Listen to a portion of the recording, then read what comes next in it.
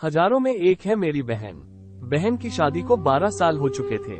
उसका ससुराल पड़ोस के गांव में था, लेकिन मैं अब तक कभी उसके घर नहीं गया था।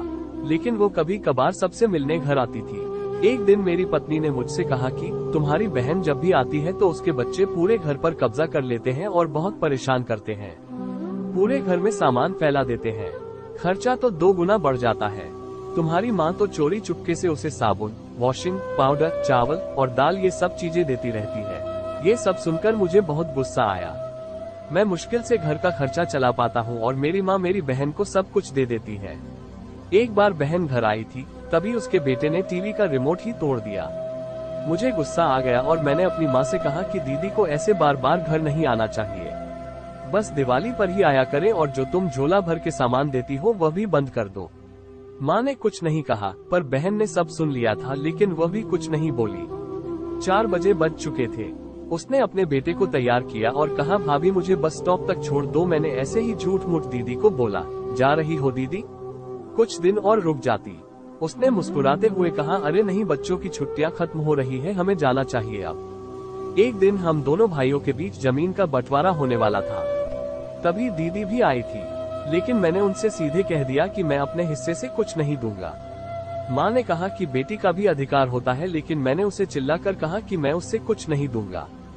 दीदी सामने बैठी थी, पर कुछ नहीं बोल रही थी।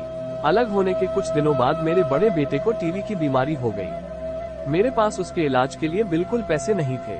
मैं बहुत तनाव में था। ऐसे ही एक दिन मेरी बहन घर आई और मेरे पास बैठ गई। उसने अपना हाथ मेरे सिर पर फेरा और कहा कि तुम तनाव में हो क्या? मैं तुम्हारी बड़ी बहन हूँ, मैंने तुम्हें बचपन से पाला है, तुम्हें जानती हूँ मैं, और तुम मुझसे भी ज्यादा बड़े दिखते हो। उसने अपने हाथों से सोने की चूड़ियां निकाली और मेरे हाथों में दे दी। उसने कहा, तुम पागल हो, तुम ऐसे ही टेंशन ले रहे हो, ये चूड़ियां लो और अपने बच्चे का इलाज करो। वो धीरे से बोली, चूड़ी के बारे में किसी को मत बताना, तुम्हें मेरी कसम है। उसने फिर से अपना हाथ मेरे सिर पर फेर दिया। उसने मुझे 1000 रुपए दिए, उसमें 50 और 100 के नोट थे। शायद उसने बचत करके जमा किए होंगे। ये पैसे जेब में रखते हुए बोली कि बच्चों को जो चाहिए ले लो और इस तरह टेंशन लेकर मत बैठो। चलो मुझे अभी जाना है। बच्चे स्कूल गए थे, इसीलिए सोचा जल्दी जाकर भाई को मिलकर आऊं, इसीलिए आ गई। तभी मेरा ध्यान दीदी के पैरों पर गया। उसने टूटी हुई चप्पल पहन रखी थी और पुराना दुपट्टा पहना था। वो जब भी घर आती थी, उसके कंधे पर हमेशा वही दुपट्टा रहता था। बहुत जल्दबाजी में चली गई और मैं कुछ नहीं बोल पाया। हाथों में वो चूड़ियां लिए मैं जोर जोर से रो रहा था। हम भाई कितने स्वार्थी होते हैं ना, पल भर में बहन को पराया कर देते हैं और बहनें अपने भाई का जरा सा भी दर्द बर्दाश्त नहीं कर पाती। उसके घर में वो कई समस्याओं का सामना करती है। दोस्तों, हमें थोड़ा समय देकर और अपनी बहन से हाल चाल पूछना चाहिए।